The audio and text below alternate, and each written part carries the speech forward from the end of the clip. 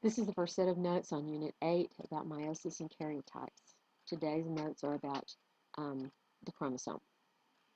So what is a chromosome? Well, if you want to describe it, there are a number of ways you can describe it. You can say it's made of DNA and proteins. We talked about that in the DNA unit.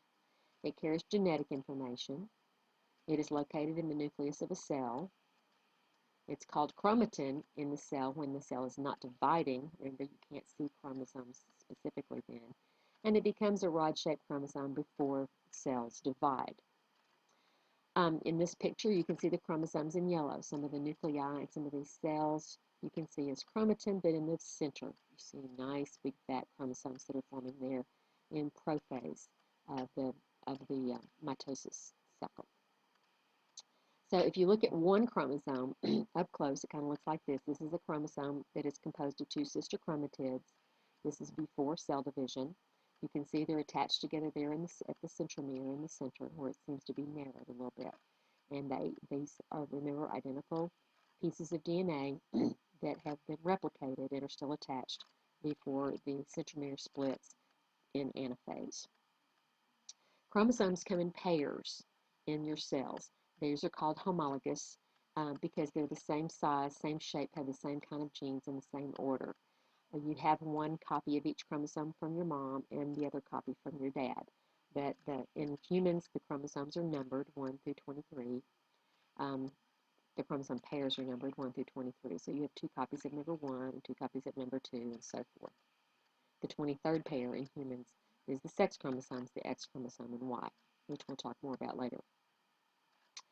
Homologous chromosomes carry alleles. These are the forms of a gene, like the dominant and recessive gene.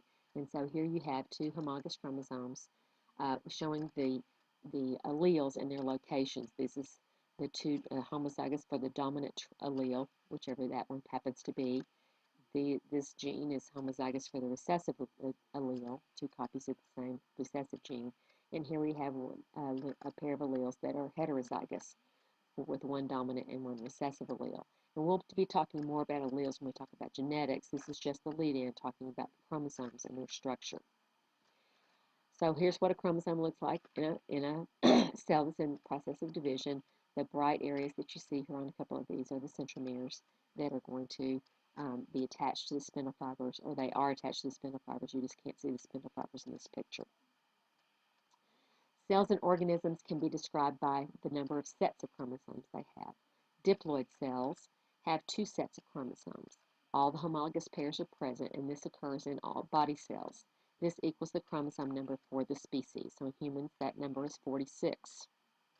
There are also cells that are haploid in number. These have only one set of chromosomes, and these are found in the sex cells, in the sperm cells and egg cells. The haploid number equals 1/2 the chromosome number. And if you think about it for a minute, this makes sense because you wouldn't want your offspring to have more chromosomes than the parent. So diploid means two sets, di means two, and haploid means half. So you have half the number of chromosomes. In humans, this would be 23 chromosomes. We're going to talk more about chromosomes and how they get to be, how you get to have cells that are haploid in the next part of the notes, which will be about the process of meiosis.